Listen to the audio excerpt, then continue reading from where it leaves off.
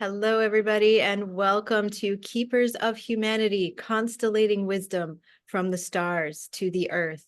Here in this beautiful gathering, we are delighted to bring you the voices of indigenous wisdom keepers, spiritual guides, healers, shamans, revolutionaries, and visionaries who hold the keys, codes, wisdom, and secrets that are needed now to give you access to the eternal cosmic consciousness, to guide you to break free from old stagnant patterns and help you transform them into new perceptions of what is possible here in the miracle realm of Earth, so that together we can construct a bright and vibrant future with its foundations solidly rooted in love, compassion, joy, and truth. I am Jocelyn Starfeather. I'll be your host and guide for this event. And today I am absolutely delighted to be here with Cynthia Honores. Welcome, Cynthia. Thank you so much for being here with us in Keepers of Humanity. Hi, Jocelyn. Thank you so much. So grateful, so excited to be here with you again. And thank you for the invitation to be here with you. And hello, everyone. Thank you. Yes, wonderful. So let me tell you all a little bit more about Cynthia's work in case you don't already know her. So Cynthia Honore's fascination with alchemy and the power of the subconscious realms has been the guiding force behind all of her studies in art history, mythology, symbolism, Jungian depth psychology, cosmology, astrology, plant spirit medicine, cacao, and the shamanic healing arts. And I just want to say, Cynthia ties all of this together in the most beautiful way, as you'll see when you hear her speak today. And so it's just always so wonderful to be with you, Cynthia.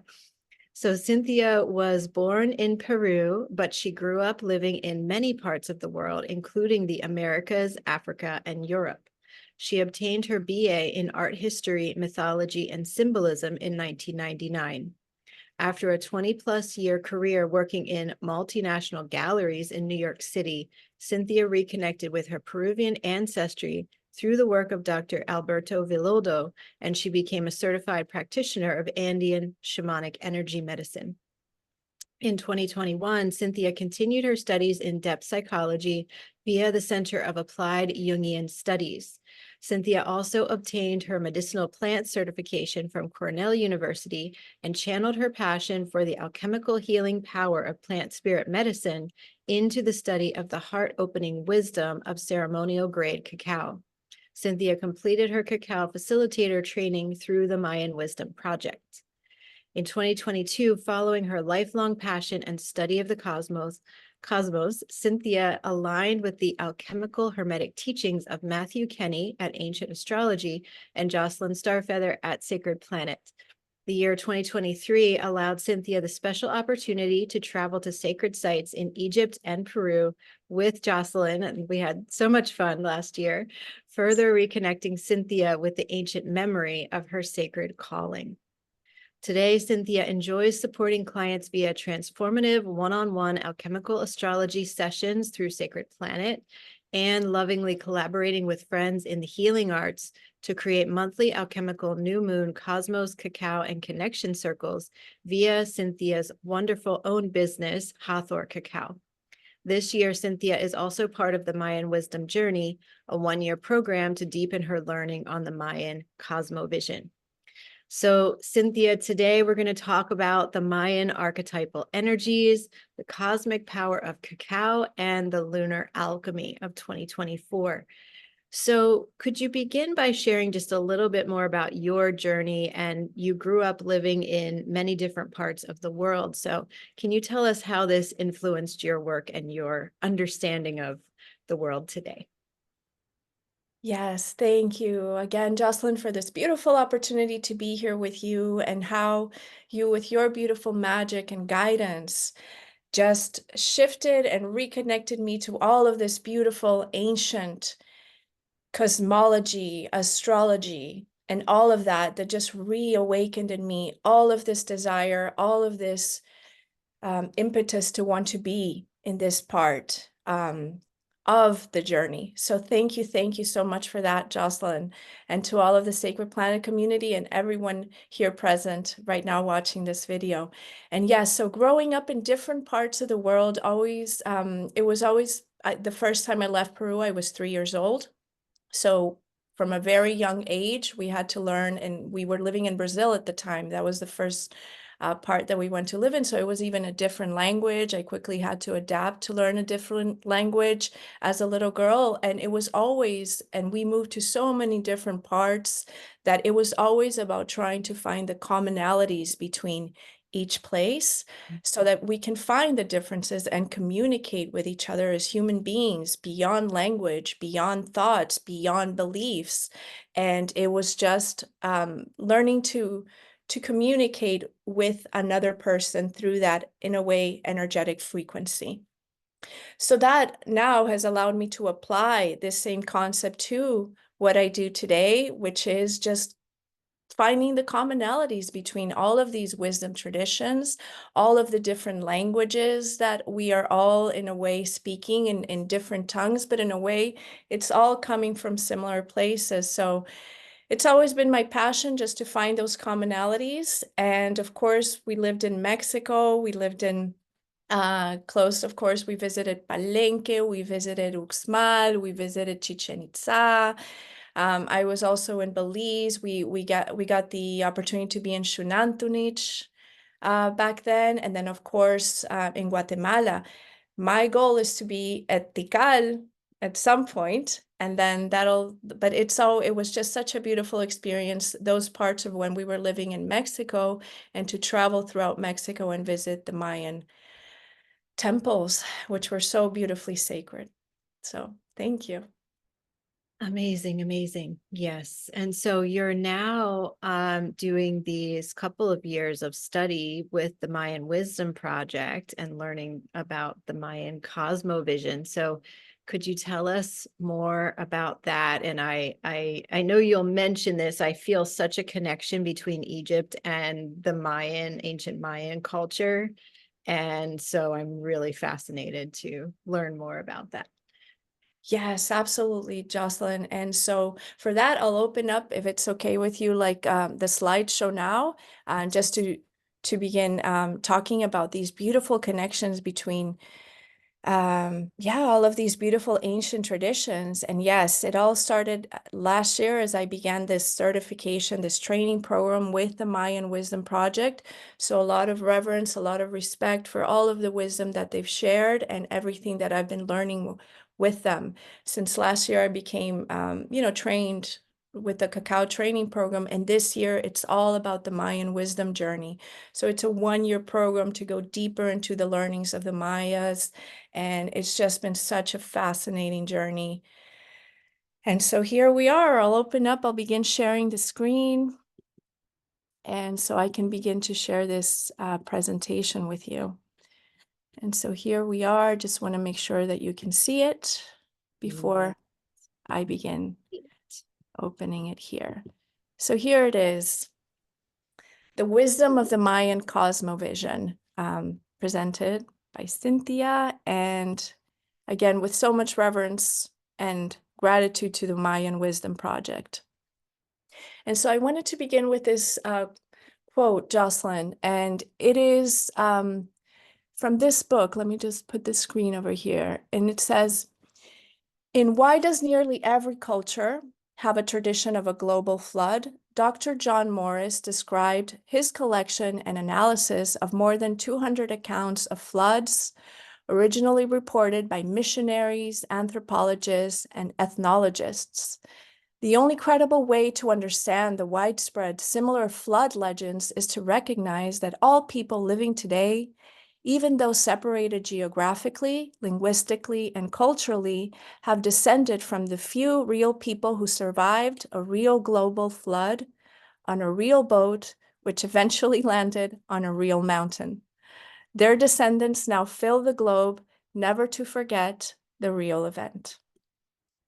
And so here, as you mentioned, there are so many beautiful connections between the Egyptians, the Mayans, and all of these incredible sacred cultures, ancient cultures around the world. So this presentation won't be focused entirely on that because now I'll be going into the Mayans, but just wanted to list these beautiful resources in case people are interested in going deeper into this knowledge. One of them is Augustus Le Plongeon, who was an archaeologist, an American archaeologist who in the 19th century wrote about the striking similarities of the Maya with other ancient world cultures of Asia, Africa, and Europe that he had also visited. Madame Blavatsky and the Theosophists, also very much connected to that work. And the teachings of Don Alejandro, of course, the 13th generation Mayan Quiche high priest and spiritual leader. Highly recommend. This is a picture of Don Alejandro right here. Highly recommend looking into his teachings. And then, of course, the work of Robert Edward Grant, Greg Braden, Hunbat Smen, Patricia Iwan Lehman, and your beautiful interview, Jocelyn, the one that you recently had with Stephen Meller, Egypt's connection with Mayan, pre-Incan, and Australian cultures. It was such a beautiful interview, and I love hearing it. And from that interview, there's also one that links to that. This is a beautiful it's in Saqqara, right? And it's in one of the ceilings at Saqqara, these Mayan glyphs that Don Yeah. Alejandro confirmed that they were Mayan. And here, It's in this is like, Saqqara in a tomb that they don't let many people into anymore, right? So it's so interesting how these things get kind of hidden yeah, along the way. yeah, exactly. So fascinating interview with Stephen Meller that you had, Jocelyn, and really inviting everyone to see it because it's truly beautiful and so much wisdom can be seen there. And here, this is a little painting, like a glyph that Don Alejandro did in the sand with more connection. So again, just inviting everyone to read about that and see how you connect with it, how it resonates with you. And it's just simply beautiful, the connections. And then just wanted to mention that for these teachings, because my training has come with the Mayan Wisdom Project, that the teachings that I'm going to be sharing here and some of this information is coming from the Maya Quiche, who are the Mayans of the Central Highlands. There were also the Maya Yucatec that you can see right here. And they are, because, when the Spanish arrived, they were a little bit more exposed what the wisdom that is here, that is present, and that we can learn from more because they're here and alive still today, sharing their wisdom, is the wisdom of the Maya Quiche. So they differ a little bit in language and pronunciation, but the concepts are the same. The glyphs are the same. They just have slight variations. So just in case anyone here is more familiar with the Maya Yucatec and you hear a different pronunciation, just wanted everyone to be aware that it's because it's the Maya Quiche wisdom that I'll be sharing. And it's similar to the Andean Caro. The Maya Quiche from the Mayan highlands are alive today and sharing their wisdom. And so the Mayan Wisdom Project, Sulvay Barrios, Carlos Barrios, the Mayan elders, and the wisdom that they're sharing from the Mayan Wisdom Project is from the Maya Quiche. And here, just gonna put this beautiful ceiling just to connect these two stories because they're very similar, the creation stories in a way from the Egyptians and the Mayas. And this is a beautiful image at Dendera. And here at Dendera, of course, they talk about the Ogdoad, if I'm saying that correctly, Jocelyn. And it's the eightfold. And these were the 8 primordial Egyptian deities consisting of 4 husband and wife partners. Their cult of worship was particularly centered at a site called Hermopolis. However, this later named site, after the Greek god Hermes, a variant of the Egyptian god Thoth, was originally known as Kemenu, the city of the 8. And here, of course, this image is from the Temple of Hathor at Dendera, and here you can see these beautiful 4 deities right there with their wives. And just wanted to show you these images because in the Mayan creation story, it is a very similar story. They are called the Balameb, and they were half jaguar, half human. They were the Mayan creation deities. And again, if you want to know a little bit more about this creation story, I invite you to read this beautiful description from Don Alejandro. talks about like the cosmic origins and all of that as well of the Maya. But just to give you a little bit of information about the four Mayans, the four jaguar deities of the Mayans, they were each connected to one of the four directions, one of the elements, the colors, and of course, they were married to their beautiful wives. So in the direction of the east, we have the direction of fire. We have Balam Kitse, who was married to Cacao. Then on the west, we have Balamakab, connected to the color black. And these four colors also represented the four races of the world, Jocelyn, so that when they came, they also went into these four directions and in a way became these guardians of the four directions. So here to the west, we have the Balamakab, who was married to Chomiha. To the north, we have Mahukutah Balam, who was married to Kakiksaha, and he was connected to the element of air. And here east, Balam Kitse, of course, fire, Balamakab connected to earth. And here on the south, Ikiwalam, married to Kakiksaha, to very similar in pronunciation, but that is the water element. And here, of course, it's this beautiful element here that is this beautiful jaguar deity that you can see at one of the Mayan temples. And so here now we go into the 20 Mayan energies, and this is based on the calendar, the Maya Quiche Cholquij calendar, which in Mayan Yucatec is known as the Tzolkin calendar. So if, again, sometimes the Yucatec Mayan is very well known, so a lot of people associate it with the Tzolkin, but in Maya Quiche, it's pronounced the Cholquij. And so here now getting into the 20 nahuales, which are the Mayan archetypal energies, and the 13 tones, which are the 13 numbers for each of these beautiful archetypal representations.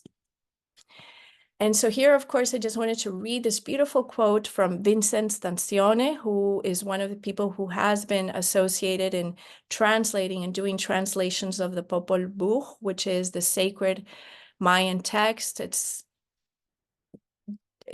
contains all of the sacred teachings. And here he said this beautiful quote about his experience in being with the Mayas. He said, "One of the most salient aspects of Quiche society involves rituals.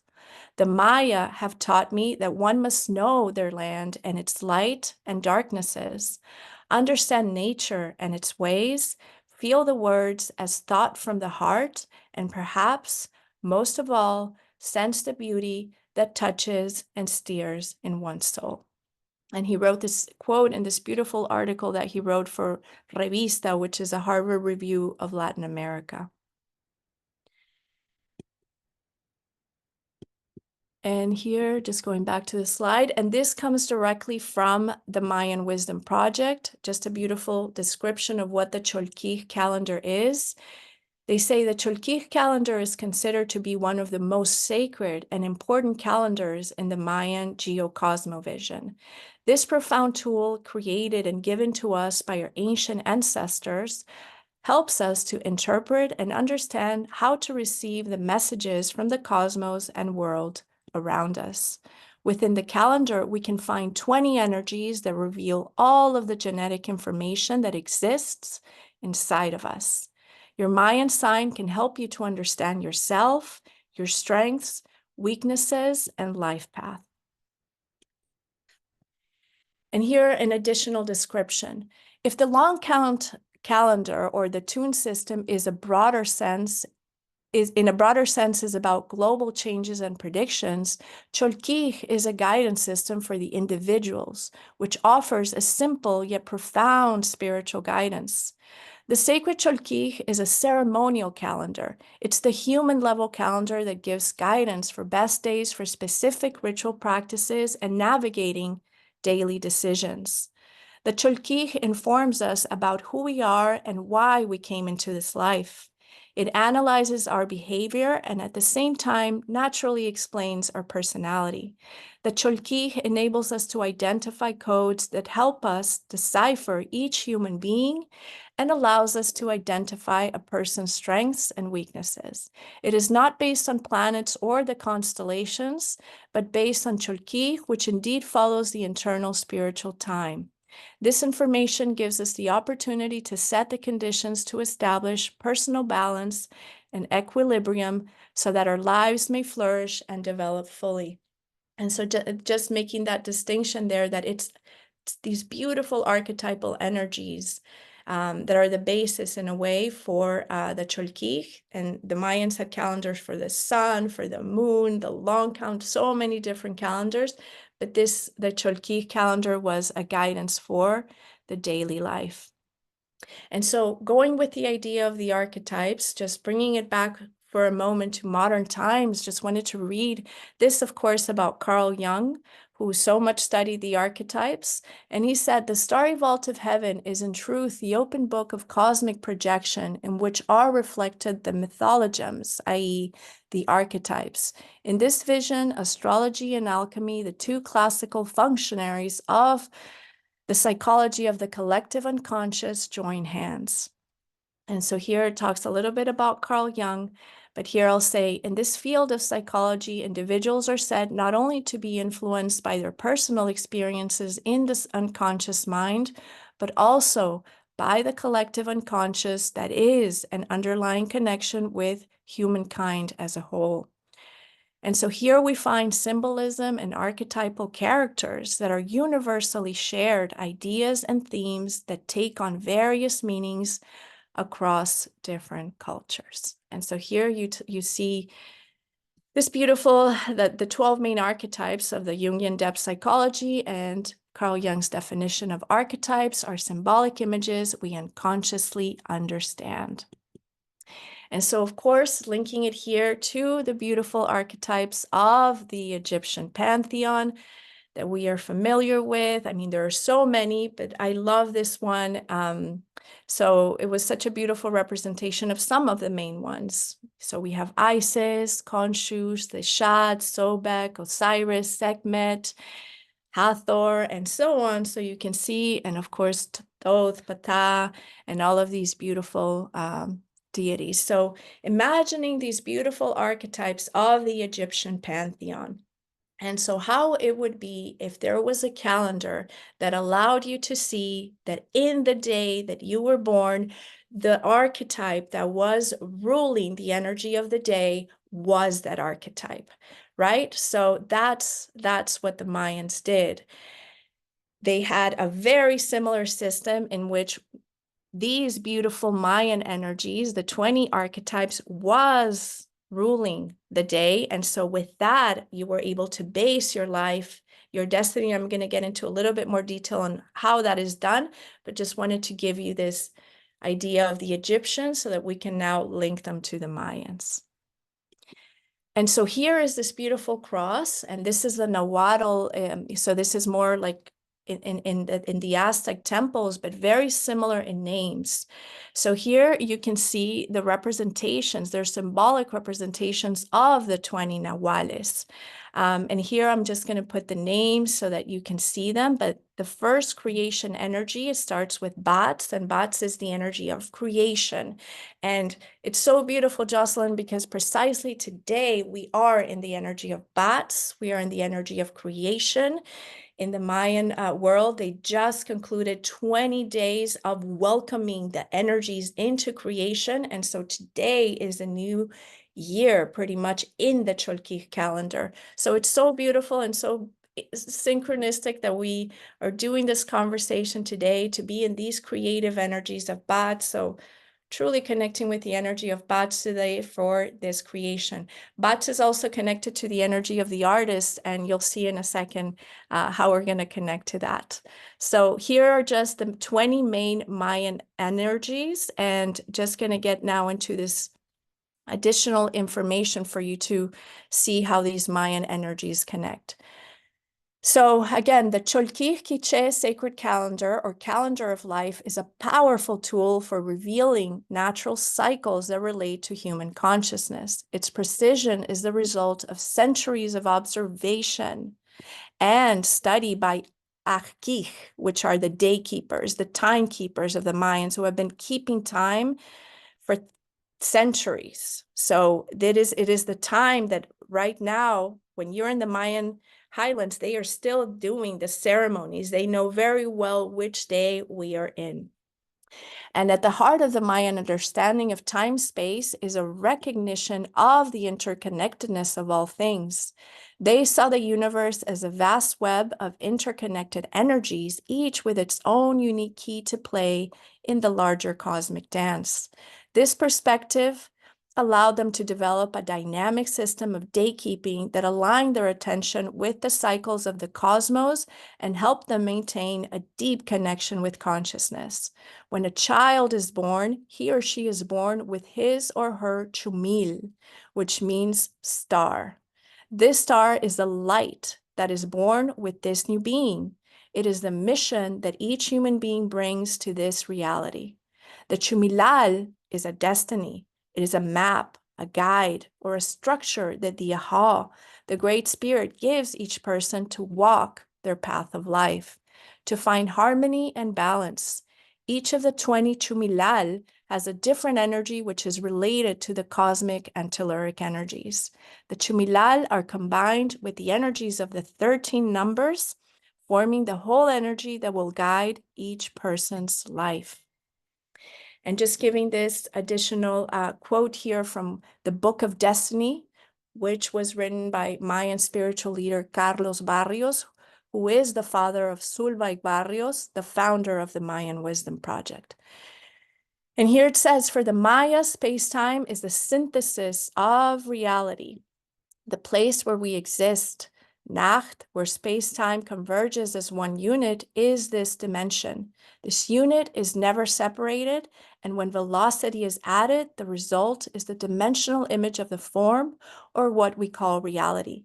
By aligning ourselves with the cycles of the cosmos, we can tap into the deep tonal wisdom and guidance that has been passed down through the Nahuales, the Mayan archetypal energies. The Cholquij is a calendar with 260 days or vibrations of human consciousness. The 20 Nahuales multiplied by the 13 tones, so there are different vibrations. Each one of the Nahuales has a different vibration, and they become more intense as the numbers progress. The 20 Nahuales are a convergence of the 10 cosmic energy currents and the 10 telluric or earth energy currents.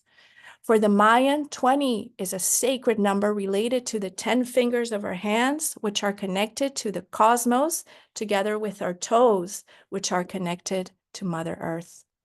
The 13 days of the week arise from the 13 main joints in the human body, which we have 2 at the ankles, 2 at the knees, 2 at the hips, 2 at the shoulders, 2 at the elbows, and 2 at the wrists. And then the final one is 1 at the neck. So again, this beautiful Cholquij calendar, very much connected to the human being.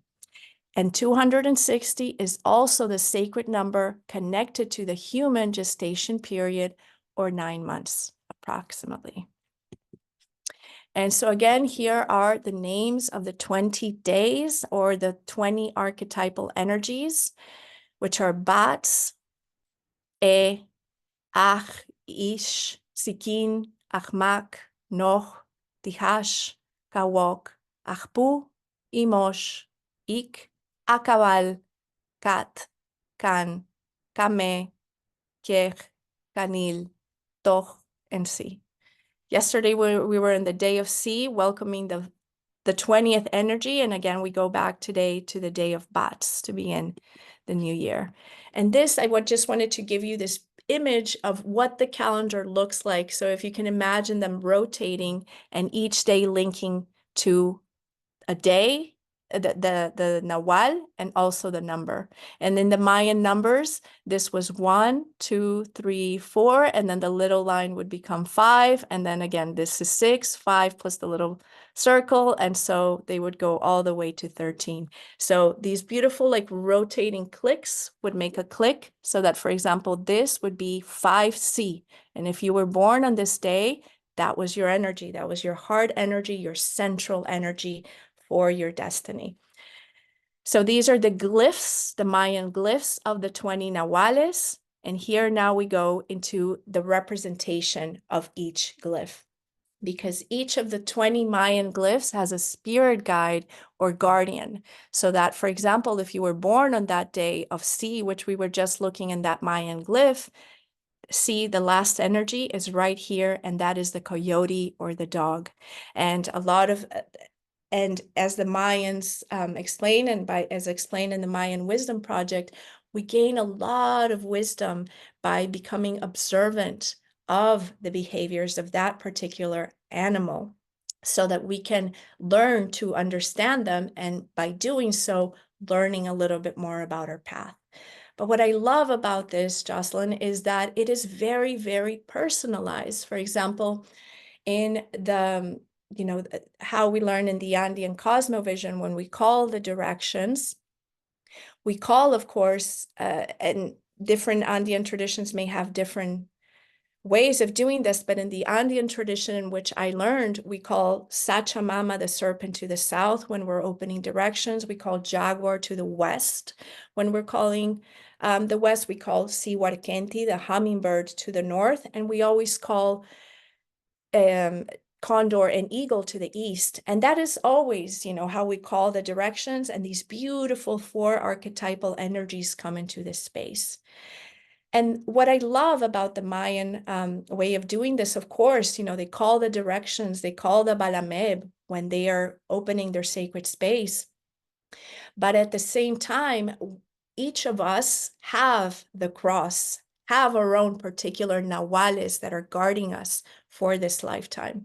And so we have the heart energy, which is, and in a second, I'm going to show you an example of that, but we have our central heart energy, which is our central Nahual. We have a Nahual, the Nahual of our conception, the Nahual of our destiny, and the Nahual that's on our left hand and our right hand, one more helping us in the physical reality and the other one helping us in the spiritual reality. And it's beautiful to see this Mayan cross. And so that the day that you were born, you can see which 5 Nahuales are your personal guardians. And so here, talking about, for example, the energy of Bats. Bats is the first energy, is the energy of creation. And it is connected to the Nahual of the monkey because, it's in a lot, it's almost like the creative energy, the first energy. The Mayans are very grateful to the monkeys, as they say, because it was thanks to the monkeys that, that in a way that they discovered that cacao was edible, because they would open and crack the little pods, and like with the fermented drink they would drink and become all happy. And so then they discovered, and then they would mash the little seeds. And so they discovered in a way that it was edible. Of course, we'll talk about the legend of Quetzalcoatl too, but this is more like there as a daily experience. So that creative energy is connected to the monkey. And then, of course, we have, different energies. For example, the wild, and I won't talk about each one, but just to give you a few examples. And this, for example, is the energy of E. The energy of E is the energy of the path, the energy of the wide path, the energy of the path that we are meant to be in. And so the wildcat is associated with that energy because wildcats in their groups always send a wildcat first to see if that's the right path to take. And they have a lot of wisdom in their group. So if that wildcat determines, no, this isn't the right path, then they search for another path together. But they trust each other's wisdom and decision-making. And so that is the energy of E. When we are in the year of E, for example, it is always about staying in that path, listening to the wisdom. And otherwise, that energy will quickly make you realize that you're in the wrong path. and things like that. So Ish, of course, the energy of the woman magic is connected to the jaguar. We have the energy of Sikin connected to the eagle, which is the energy of vision. And I love also seeing how these energies connect to the Western and for example, the constellations and the signs. For example, the energy of Sikin is the energy of the visionary, the eagle, the one who sees. And sometimes that may be, if you connect it archetypally to the energies of, the Greek pantheon, that could be, and not exactly Greek, but Egyptian and all of that. It could be, in a way, the energy of Aquarius, the visionary, right? So it is, in a way, just kind of like linking all of these ideas. And so here, because we are in the energy of Bats, I just wanted to give you this example, Jocelyn, of this artist. So the energy of Bats on the day of Bats, because the calendar, the Cholkij, always gives us guidance as well as to what we should be focusing, what we should be honoring each day. And in the day of Bats is a day to honor the creative forces and honor artists and creators. So with that intention, I wanted to pull up this chart of Vincent van Gogh, which most of us, I imagine, are familiar with. And here we're looking at his chart. And just to give you an example of how his chart, in a way, connects to his Mayan energy. And so here we see that Van Gogh, he was born March 30th, 1853. He's born in Aries. The sun is right up there. He has this beautiful conjunction there of Mars and Venus and Pisces, so very mystical. And of course, the sun in Aries, just very inspired by the sun, pioneering leadership, as you know, Jocelyn, and you have taught us about these beautiful archetypal energies that come through a chart. And so taking a look at his Mayan energy, we can see more or less how those archetypal forces come through him and his specific Mayan energies. And so here, the energy of Van Gogh was Arpu. And the energy of Arpu is all about transcending darkness into light. The energy of Arpu, out of all of the Nahuales, the energy of Arpu is the only one that's represented by a human. And it's the spiritual warrior who has the capacity to fight his internal battles with light. Also, the sun is very symbolic of the energy of Arpu. So what do we know about the life of Van Gogh? Of course, he was someone who lived, in a way, a very tortured life. He had to experience a lot of darkness, a lot of sometimes mental turmoils. But it was, in a way, his mission to transform, transmute the energies of this underworld, because that is very much a part of the energy of Arpu and the life path that they have to follow. And we can see it in a moment. I'm just going to show you a few examples of his creative process and his art, so you can see how this energy, this manifestation of the Arpu energy, just came through his chart, right? And so here is Van Gogh with his Mayan cross. You can see his heart energy is Arpu. His energy of conception was which is the energy of the wildcat. So in a way, that energy almost always pointing him to the path in which he had to be in. To the right, he had the energy of Ish, which is the energy of magic and intuition, in a way guiding his physical forces of creation. He did have the force of Keme here to the left. Keme is the energy of death and rebirth and the transformational processes. The energy of Keme is very much connected to the underworld, and therefore that's why the owl is a guide. And it is all about being connected to the processes of death. But the destiny of someone born with the energy of Arpu is Kanil, which is the seed, the rabbit, fertility, to be the seed planter, to create that energy with his life and to begin. And so what is Van Gogh but, the father of expressionism? Right? And so it was thanks to his works that all of that energy was created. And you can see here through some of that beautiful like the sun. He loved to paint the fields. He loved to paint the sunlight. And one of his most famous paintings right here, the Starry Night. And even like through the night, he wanted to see the sun shining through, and the moon almost looks like the sun right there, and all these stars, the like bright suns illuminating his night sky. And that's how he wanted to see it. And that's why it's almost like we perceive his sense of like that transmutation of the darkness into the light through his works. And of course, his famous sunflowers, which he loved to paint. And so just wanted to give that as an example of these archetypal forces and how they shine through us. Jocelyn, and concluding this part of the presentation, before we move into the next part. So I'll stop the share here so I can see you on the big screen again. Yeah, beautiful. What do Thank you you, feel? Cynthia. This is fascinating. Thank you for this really profound look into the Mayan concepts of time. And yeah, it's so beautiful to see the 20 days and the 13. I don't know all the exact terminology for it, right? But it's interesting. And I'm just going to bring in Egypt again, because this is I'm always looking for these correlations across the cultures. And so Egypt had the 360-day calendar.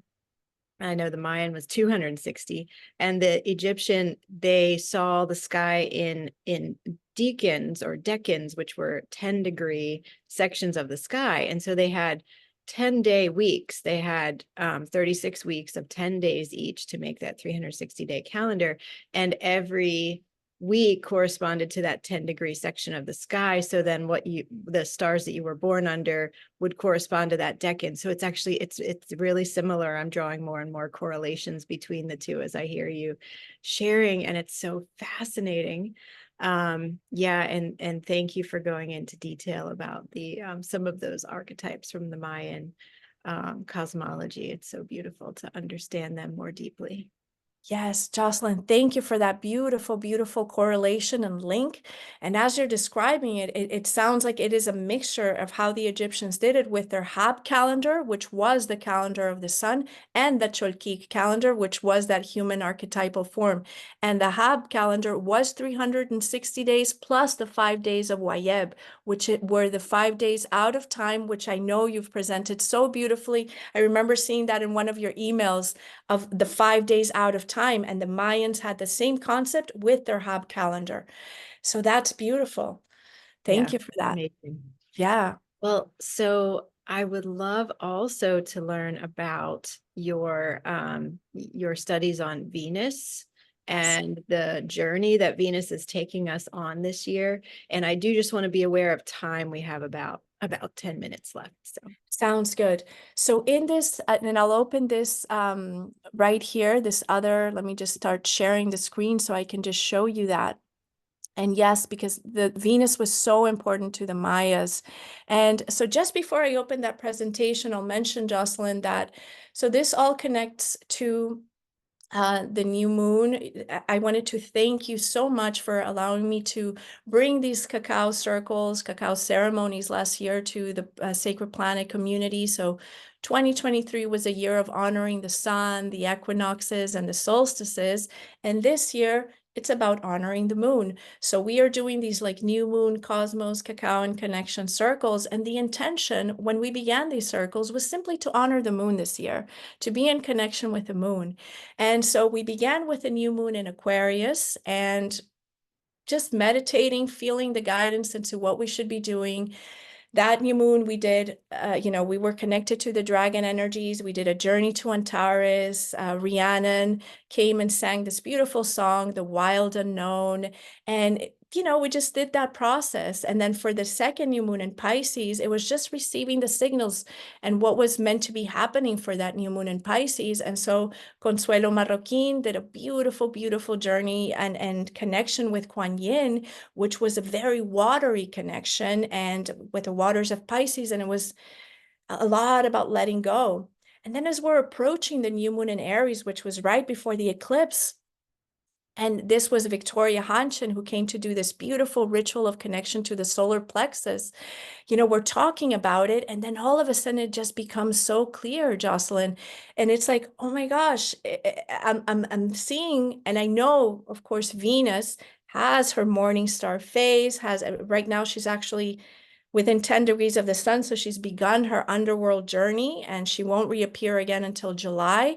And understanding that it's all connected to Inanna and all of her journey, I understand all that, but this is going to be a different inspiration, because all of a sudden I'm realizing that we are going through the alchemical processes. So that first moon in Aquarius, as we do the journey of drinking that cup of fire from Antares, it was calcination. And then we go into dissolution with that beautiful process that we did with Kuan Yin. And then we go through the solar plexus right here.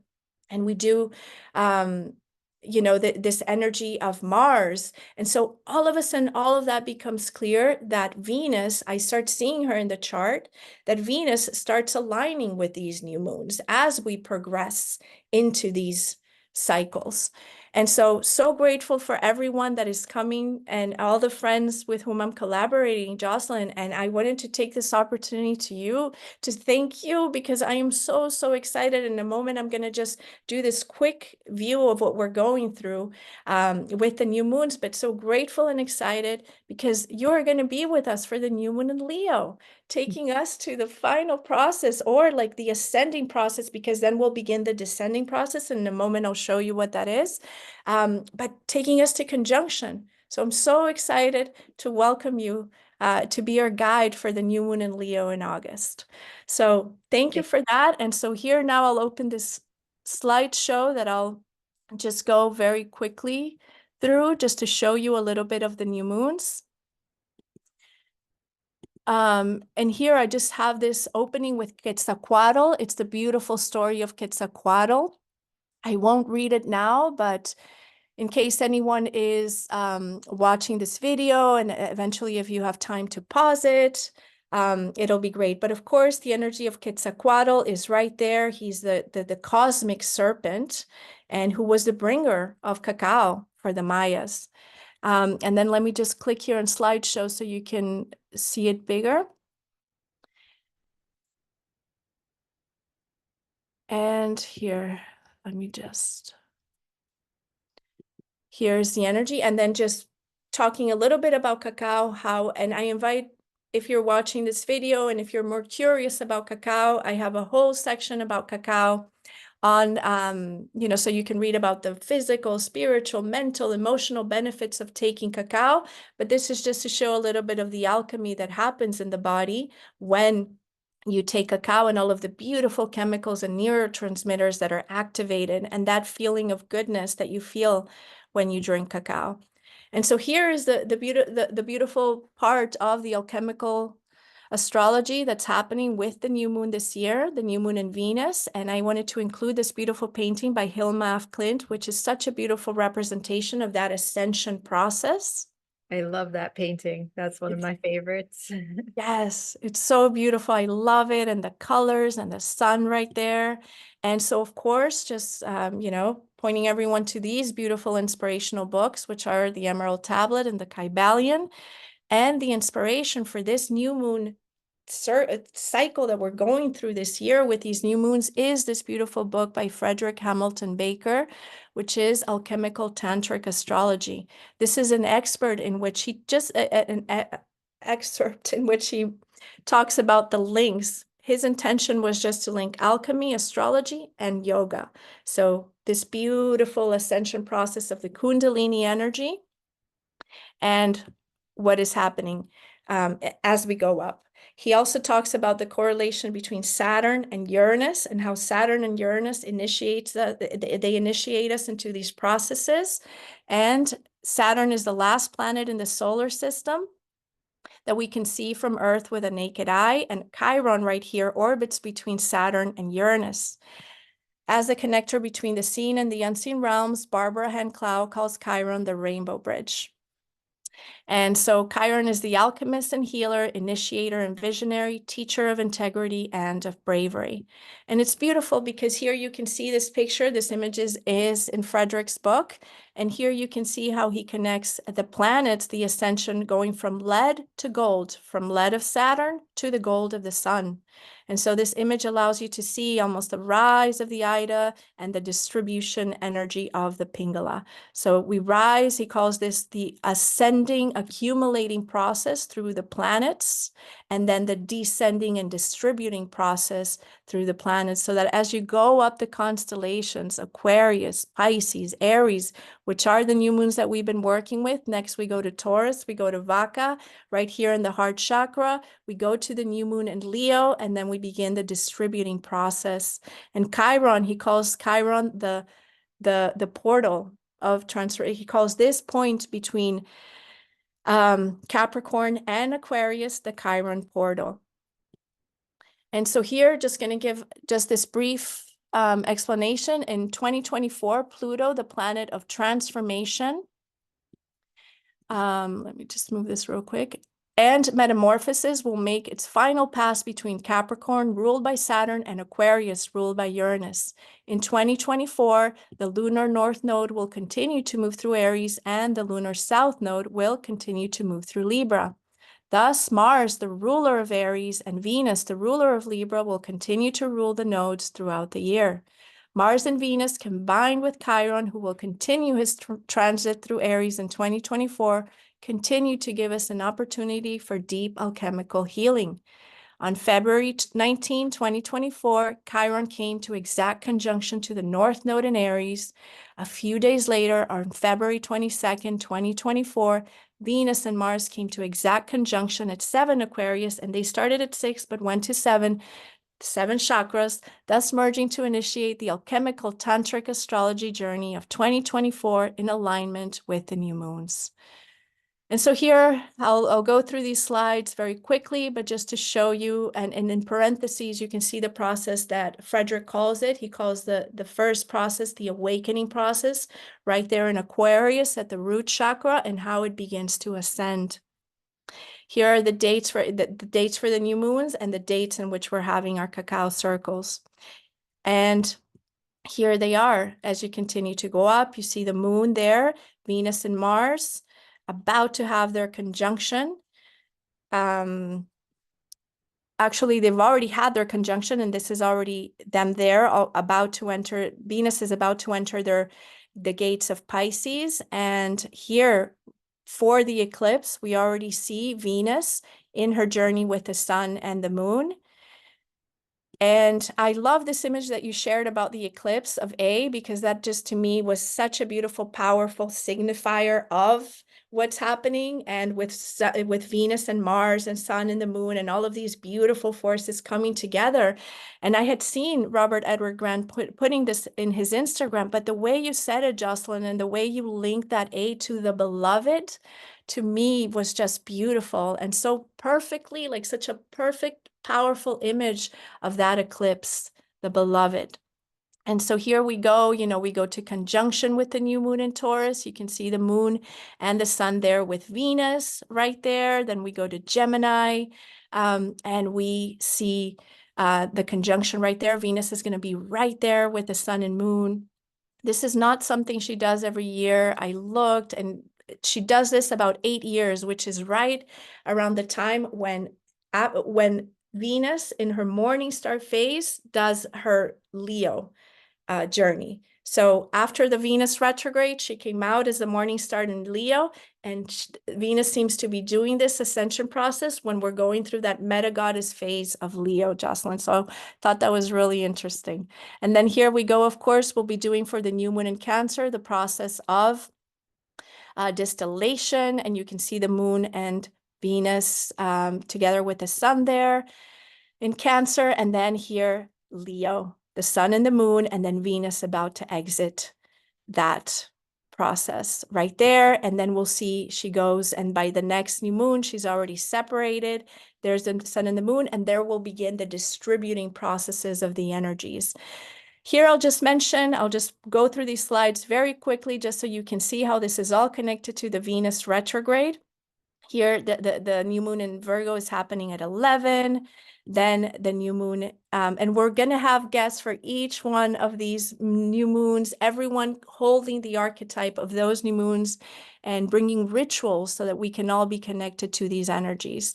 There you see this is happening at 10 degrees, and this is happening now at 9 degrees. There they are for the new moon in Scorpio, and then going to the new moon in Sagittarius. They're also at 9.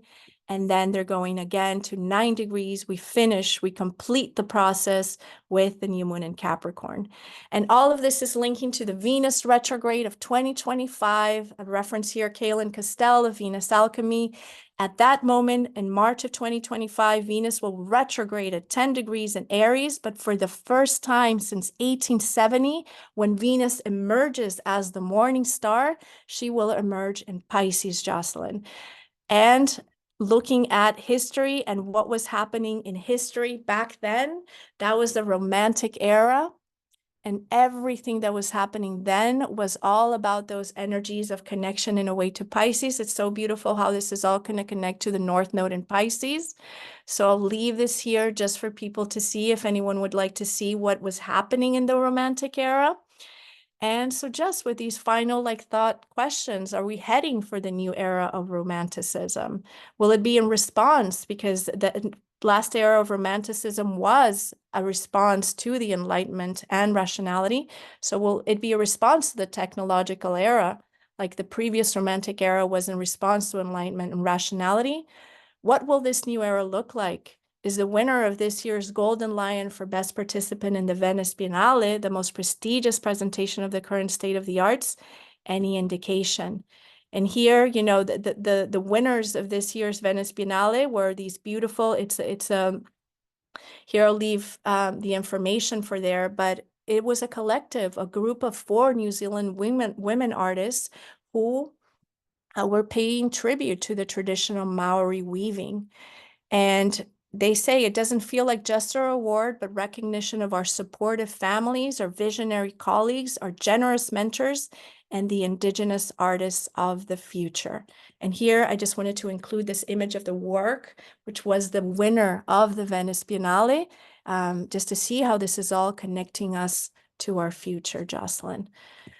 So here I'll stop the share with so much gratitude again for this opportunity to speak and trying to go as fast as I can through the slides. Thank you so Thank you much. so much, Cynthia. Well, Yes. I love what you have shared here. It's so beautiful about Venus taking us through this alchemical journey up through the chakras, back down through the chakras. It's so amazing. So Yes. thank you for bringing that to us. And I know you have a wonderful free gift for us. So the link to that, everybody, is right below the video. Cynthia, would you like to say just a few words about your free gift? Yes. So number one, thank you again for this opportunity to be here with you, and inviting everybody that if you would like to be with us for the new moon in Gemini, we're going to have a beautiful special guest. Lucita Murphy is going to be with us, guiding us through the process of right here fermentation. And so I can't wait to welcome you. It's complimentary admission for this new moon in Gemini by using the code NMGemini24 when you go into the Hathor Cacao, and we're going to be providing the link.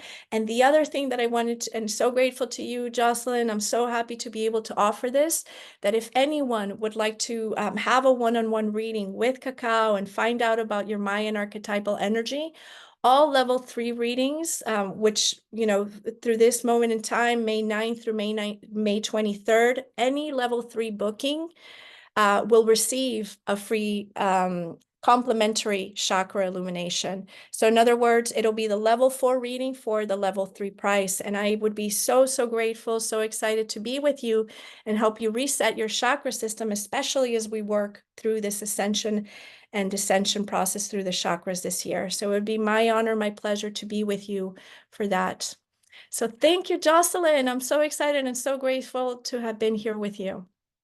Yes, thank you, Cynthia. And thank you for these wonderful opportunities that you're offering to everybody. And so, everyone, if you just scroll down a little below the video, you'll see all the details there. And what a wonderful opportunity to have an alchemical astrology reading with Cynthia and integrate your chakra healing journey together with your astrology. It's an amazing, amazing opportunity. Yes. So hope everybody will enjoy and check out those gifts. Thank you so much, Cynthia, for all the wisdom and the love that you bring. It's wonderful to receive all of this wisdom from you and to be here with you today. So thank you. Thank you for the wisdom that you've shared again with all of us that allows us, as I've mentioned before, to continue this wisdom. Thank you so much, Jocelyn. Blessings to you on this day. Blessings to everyone. Thank you to anyone listening today. And see you soon, hopefully. Talk to you. Bye-bye, Jocelyn.